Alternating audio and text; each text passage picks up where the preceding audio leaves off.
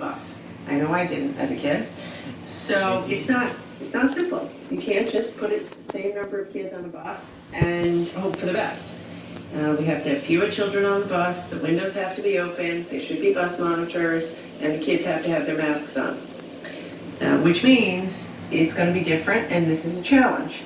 So for our part, we put together a team of experts from the National Guard, Department of Education, the state's Department of Transportation, and RIPTA buses to help districts come up with workable solutions. So far, these districts are being very creative, and I want to thank you for that. I'm going to push you to continue to be creative, and we're going to help with the National Guard, Transportation, RIPTA. We want to push a little more to see if we can come up with even some more creative options. I will say, creative options could be children walking to school, children biking to school,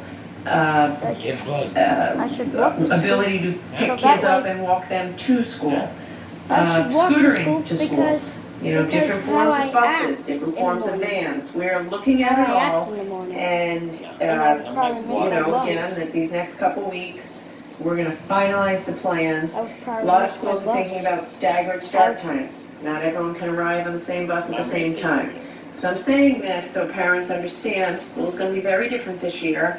Transportation is a challenge. We've put the state's experts and the National Guard transportation experts on it, and we're going to do our best and work hard over the next few weeks to ensure that kids can get to school safely, starting on the very first day of classes. I also wanted to address testing. As I said, testing is absolutely key to the puzzle, key piece of the puzzle. The reason we're keeping children in pods of 30 is so they test the virus, and it's really just been contained to that group of 30, and so we want to quickly test them, test folks around them, and put people into isolation or quarantine.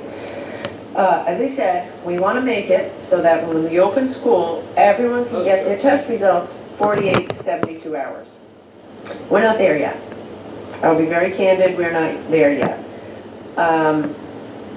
We also know that things happen during the day. Kid might go into school feeling great, might start to get sick halfway through the day. We need to be able to do rapid testing on that child, or on the teacher, or on anyone in the school building. Teacher starts at school feeling great, halfway through the day starts to come down with a fever. We need rapid testing in school. So it's two things we're setting up. Regular testing, 48-hour, 72-hour turnaround, and then rapid testing. I want to tell you what we're doing and why I'm confident we're going to be ready by the 31st. We've already secured, since I talked to you last week, we've already secured 8 rapid testing machines to process the rapid testing for schools. Just yesterday, last night, Rhode Island joined a 10-state collaborative to help us procure the test kits that we will need. Right now, we have the capacity to run about 700 of these rapid tests per day, and we're working to procure more machines and more supplies. So again, that will allow us to make it so that if a teacher or student feels sick, we can test them rapidly. We joined a consortium with 10 other states and the Rockefeller Foundation to purchase testing supplies together so that we'll always have enough of these supplies and an uninterrupted supply. So 2 pieces of good news. Again, I hope you breathe a sigh of relief that when we're up and running with schools, we're going to have the testing capacity necessary. I've heard this a lot from teachers. I've told teachers we won't send you into a work environment that's not safe. We're making progress. And I've heard it from parents and even kids. So I want you to know we're getting there, we will be there, we're taking the right steps. Okay, I want to switch away from schools and talk about a few other things.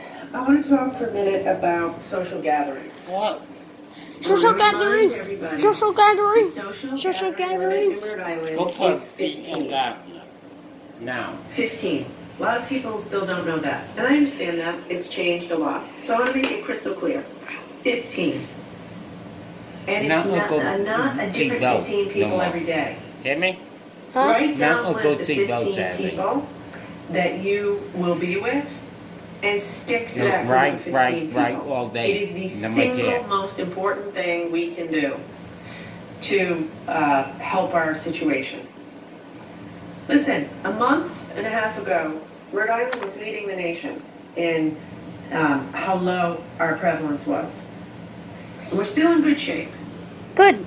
Thank God we are still in good shape. Still test positive of 2%. We're off the list for New York, New Jersey, Connecticut. But we're not where we need to be. We are not where we need to be. We're not as good as we were, and we're not as good as we could be if everyone followed the rules. Hospitalizations are creeping up. We still have days with 100 or more cases per day. Come on, we have to get kids back to school. I'm hearing from bar owners who are struggling because I had to shut the bars at 11 o'clock. That will go through it. I want to get them back open. They Make deserve that to one. be making a living, a better living. I can't do it unless everyone in Rhode Island tries a little harder. All of us, me too, my family too. 15 people, stick to it. In the first 5 days after launching the new Crush COVID State Police Unit, from Wednesday through the end of the weekend, the unit received about 400 calls.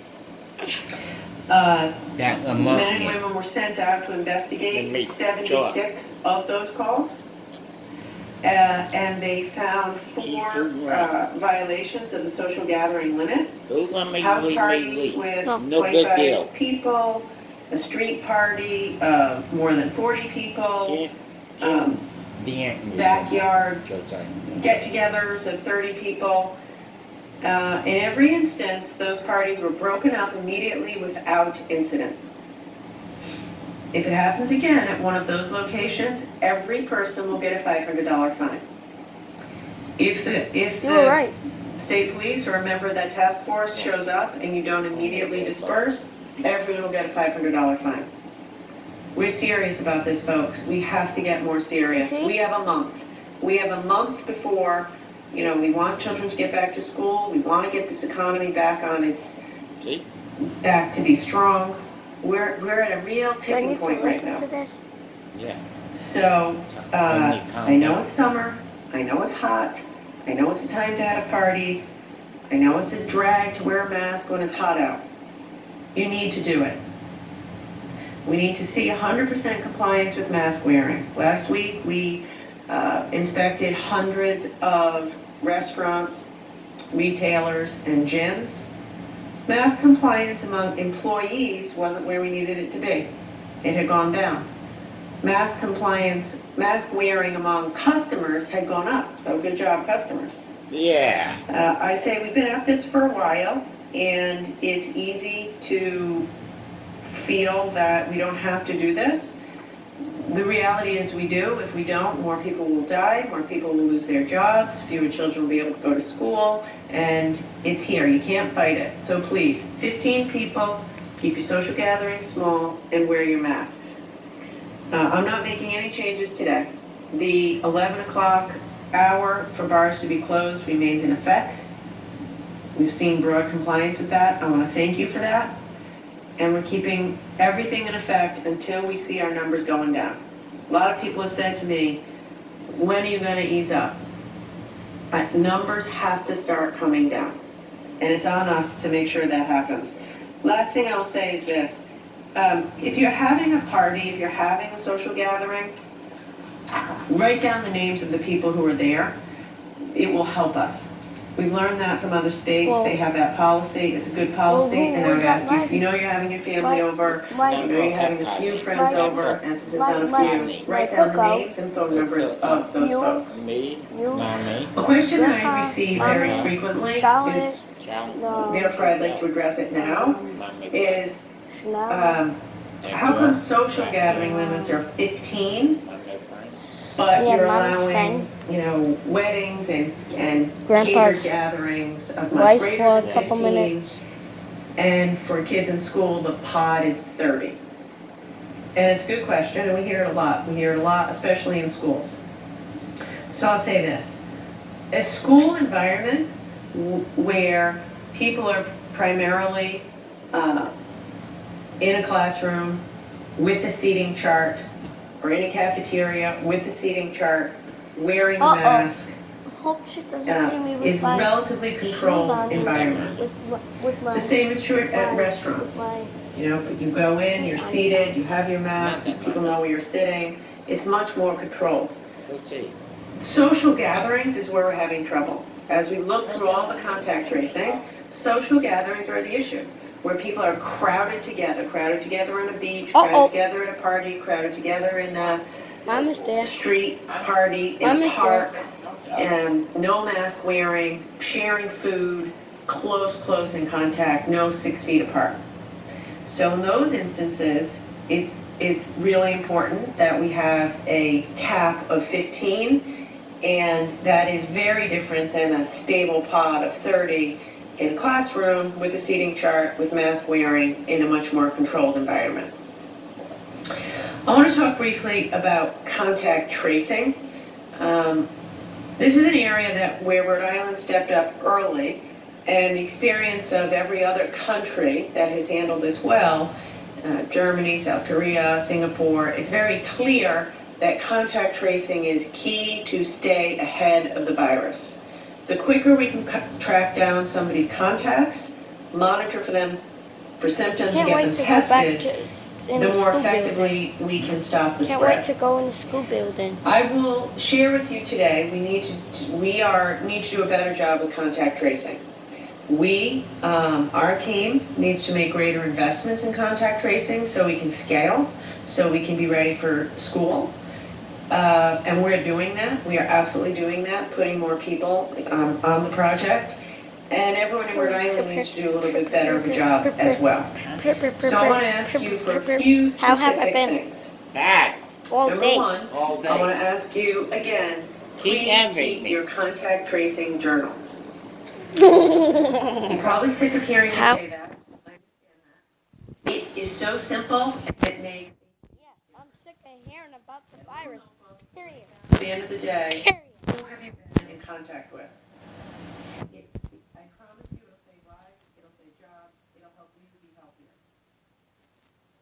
Secondly, as I've already said, if you're having a get-together of any kind, I'm asking you, if you're the host, write down the names of the people who are at the event. And then finally, one, if you get a call I'm going to school Monday. from someone from the Department of Health, please take the call. Please answer the phone and provide your information. I know some people are reluctant to provide your information. I want to assure you that all the information we provide is protected by the strictest privacy standards under HIPAA. No one will have that information. But I will say, and Dr. Alexander Scott will go into more detail, we are, when we started this, That may be. nearly everyone we called answered the phone and gave us the information we asked for. That's much less so the case now. So we are looking at more creative ways to let you know when it's up on the phone. But I'm asking you, if you get the call, No. please answer the call. No, Don't go. be afraid. Why? Because The you don't want information's me going to act nowhere. up? No, It's go. really the only way to control the disease. And the questions are just going to be, who have you been in contact with, where have you been? But we need to increase the rate of participation of folks answering the phone and giving us the information. And when they call you, it's very helpful if you had your contact notebook or the list of How am places I you've doing been, with or the list of watching people this? you've been in contact with. That all day. Finally, last reminder for today, I want to remind everybody of the golden Take that rule phone. in this pandemic. Turn phone around. Don't leave your house if you're sick. Let me say it again. Don't leave your house if you're sick. If you have a headache, if you have a fever, if you have a stuffy nose, the sniffles, normally you might go to work. Don't leave your house if you're sick. This past week, when we Wow. looked through all the data, Don't leave your house. Um, Don't leave and we your looked house. at all of the Don't people leave who your had house tested if you're positive, who had been to Don't work, leave your house if you're sick. half of them were at work sick, had some kind of symptoms. Sick. Sick. If you're sick, if you have symptoms, if you're sneezing or coughing, you are much more contagious. We need you please to stay home. I don't want to remind you, if you're afraid to stay home because you're afraid you'll get fired or you're afraid you'll get in trouble,